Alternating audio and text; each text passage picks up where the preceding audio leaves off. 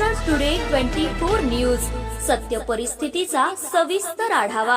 सत्ता कोणाच्या हाती, विजयाची पताका कोण फडकवणार, जनता कोणाच्या गळ्यात टाकणार विजयाची माळ, जनतेचं मत कोणाला, संपूर्ण महाराष्ट्रातील महानगरपालिकेतील संपूर्ण आढावा आपणासमोर।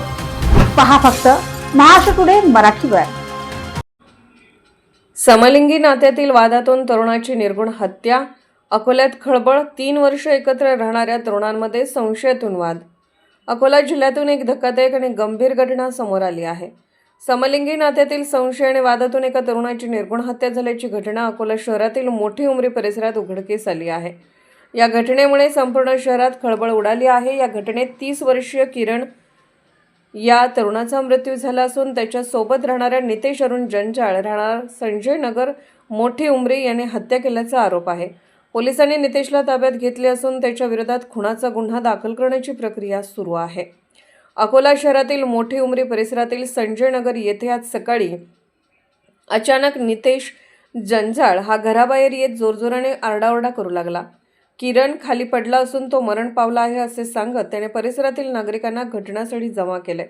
त्यामुळे परिसरात मोठी गर्दी झाली। घटनेची माहिती मिळताच सिव्हिल लाईन पोलीस तातडीने घटनास्थळी दाखल झाले। घराची तपासणी केली असता आता किरणच्या नाव बदलले आहे। अंगावर गंभीर जखमा आढळून आल्या। डोक्यावर तोंडावर जबर मारहाण झाल्याचे स्पष्ट दिसून आल्याने पोलिसांनी हत्या झाल्याचा संशय आला।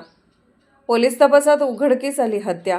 पोलिसांनी नितेश जंजाळची चौकशी सुरू केली।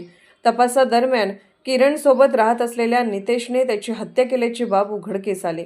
प्राथमिक माहितीनुसार लाठी काठीने डोक्यावर आणि तोंडावर जोरदार वार करण्यात आल्याने किरणचा मृत्यू झाल्याचा पोलिसांचा अंदाज आहे।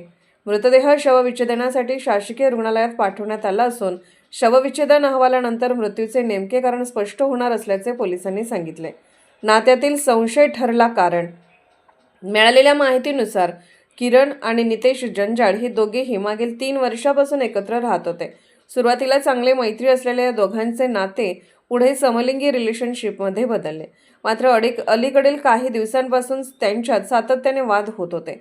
अमोल इतर कोणाशी संबंध ठेवत असल्याच्या संशयावरून दोघांमध्ये भांडण होत असल्याची माहिती परिसरातील नागरिकांकडून